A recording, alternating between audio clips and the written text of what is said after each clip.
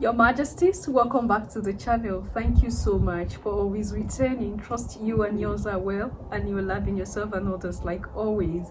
Many thanks to all of you for the support you give to the channel. Thank you so much to our channel members, our anonymous supporters, to all of you, my esteemed subscribers. You are all loved, celebrated, and appreciated. So today I want us to talk about our artifacts that are lying under AC in the British Museum and all other museums around the world. There is no museum you go to, there is no major museum you go to around the world that you won't see anything that belongs to Africa there. Now, these artifacts right now, returning it has become a problem. They don't want to bring back our kaya, our property. No, they call it idols because when they came and took it away, they make it feel like they were doing us a favor, right? They make it feel like they are doing us a favor.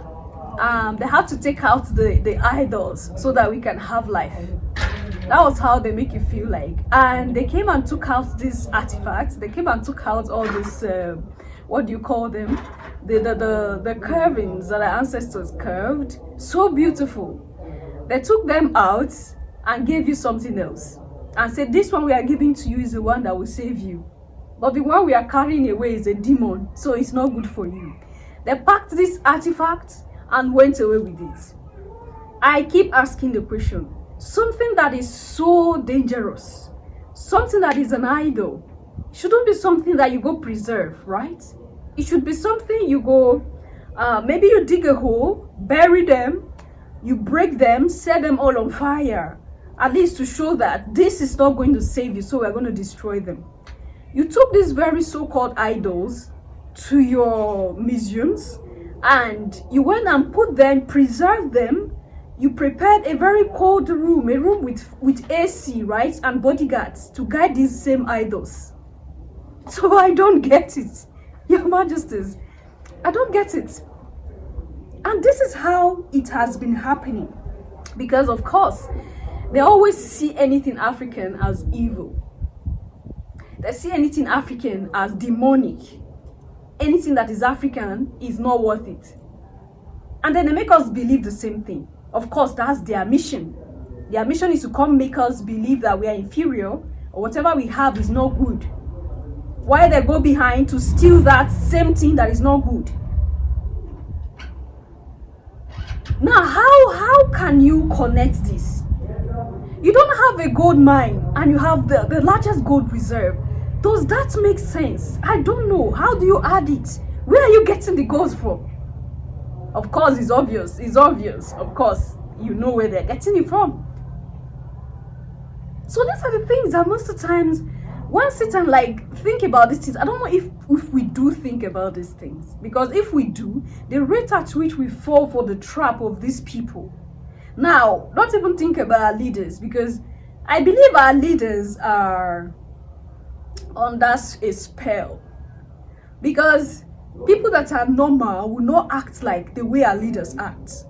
It's like that word spell is even very light for the whole thing they are doing. Maybe they were hypnotized. It's almost the same thing. Something is wrong. Something is wrong. And we have to start flogging out that thing that is wrong from the head of these people that are leading us. If not, they will lead us and destroy us. So I want you to listen to this, the audacity of these people to open their mouth and say that African artifacts belong in where it is. You came and stole something and you say it belongs where you put it. Does it add up, Your Majesties? An artifact found in Africa can never belong to Britain in any way. These artifacts, who do they belong to? They belong to the museums where they are now. Where do Africa's treasures belong? They belong to the museums where they are now. Now imagine this headline differently. Imagine if it said, where do Germany's treasures belong? For centuries, Africa has endured the heartbreaking loss of its invaluable artifacts, stripped away by colonial powers and collectors driven by greed. These stolen treasures, imbued with immense cultural and spiritual significance, represent the very essence of African heritage. Their removal from their rightful homes stands as a haunting testament to the deep injustice inflicted upon African communities.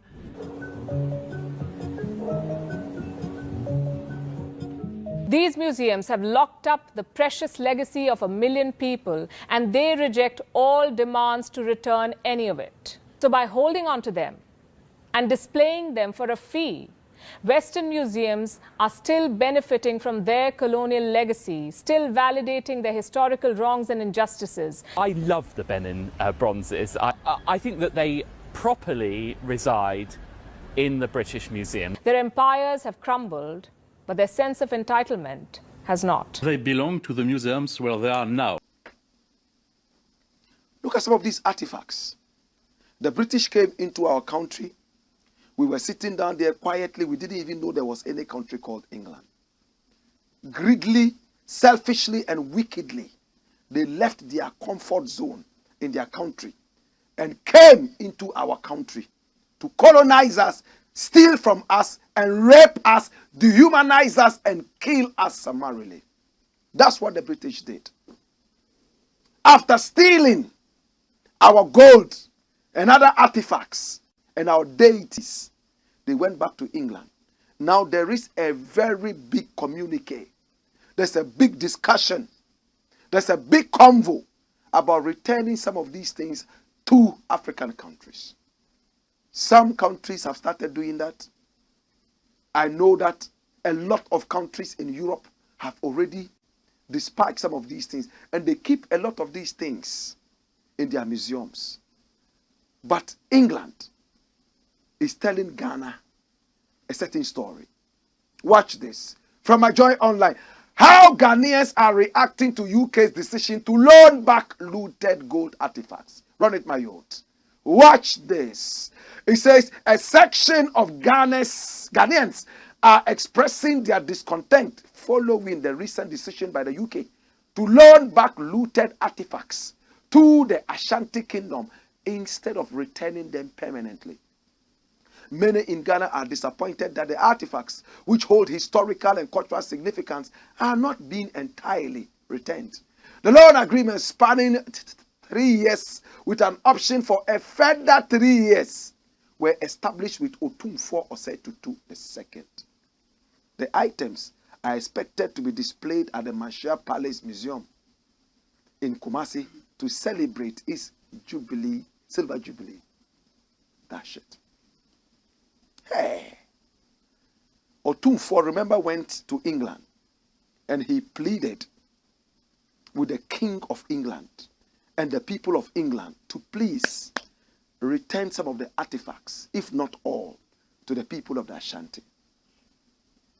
Remember, in history, some of the glorious wars were fought between the Ashantis and the British in what got to be called the Anglo-Ashanti Wars. Remember Sir Charles McCarthy, whose head was chopped off and taken all the way to Manshia. The British people have not asked for the head. We wanted to see the head displayed in the Ashanti Museum in Kumasi, but it's still not displayed. We hear it's in the Palace of Asantehene. Recently, an Nzima chief who was decapitated and the head was sent all the way to the Netherlands. They returned it to the people of Nzima. Nana Boswe. You all remember, right? Nana Boswe. Nana Boswe was a very terrible king who didn't want to see any white man in his territory. And he won them. But they were still coming. And if he caught them, he killed them, decapitated them, and put their heads in sticks and planted like flags. But they came in their numbers. And then they caught him. They also cut off his head. But instead of putting it in a flag, they took it all the way to the Netherlands. But they returned the head. They had kept the head in a certain benzoic acid, whatever they call it, to preserve it. He had this goatee, that's a long beard like that, which is just here, not the one that comes all over. Some people's beard is just relegated, like Jeff's beard, just here, in front there. All this place, no beard. It's called goatee, like goat, a papon. That is how it is. Nana Bonsue, a very powerful king, they brought back the head to the people of Nzema. And you know what they did? By their tradition, they buried it. I wish they had kept it in a museum so that we'll go there and look at Nana Bosue and say, oh, Nana, okay, so this was Nana Bosue. But they said by their tradition, they have to bury. And they quickly buried. Ghana is the owner of these artifacts. You cannot loan to the owner what you stole. And these laws that bar British museums and the Victoria and Albert Museum from doing the right thing, it just tells you that the laws in this country are here to serve only one demographic, okay? Hello, John, how are you? I'm well. Now tell me, so the idea, a 3-year loan of these Ghanaian royal treasures, is this a model, a useful model for future deals to you? Most definitely not. This isn't progressive.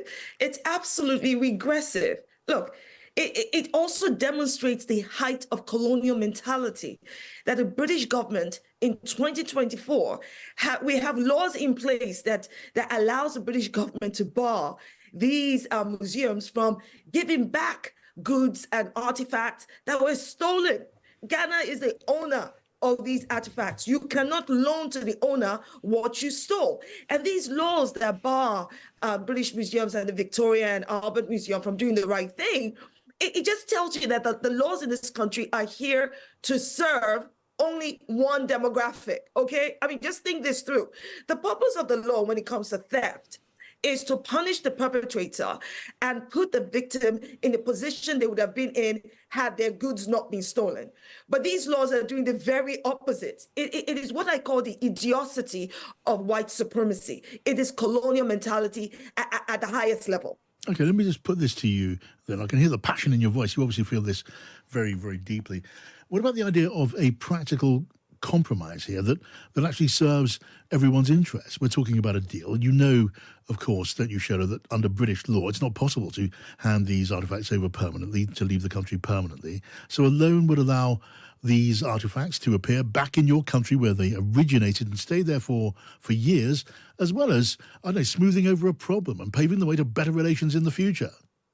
What utter nonsense. And I say that with every respect. I think, John, you're trying to play devil's advocate here. So this is why I'm giving you the benefit of the doubt, all right? And I'm British Nigerian, not British Ghanaian. But on behalf of my Ghanaian brothers and sisters, absolute nonsense. Compromise in the best interest of whom exactly? This is solely in the best interest of Britain, not in the best interest of Ghana. How, you know what? If somebody wants to tell us that this would be a compromise, then let's do this.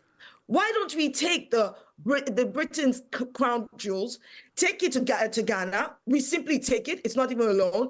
And then as and when we choose to, in the best interest of everyone, we will loan it to you for 3 years and get it back. How about that? How is that a compromise? And when you say that the laws in this country make it impossible, again, this is utter nonsense. Laws can be changed. The laws were put in place to maintain that idiocity of white supremacy because of that colonial mentality. The laws should be changed and the artifacts should be returned to their origin, their owners. Because, you know, I've heard some people who are clearly intellectually challenged who come up with the premise of, well, if we give it back to the owners, well, quite frankly, it means that these artifacts will lose value and they won't be able to take care of them, which again is another utterly nonsensical statement to make.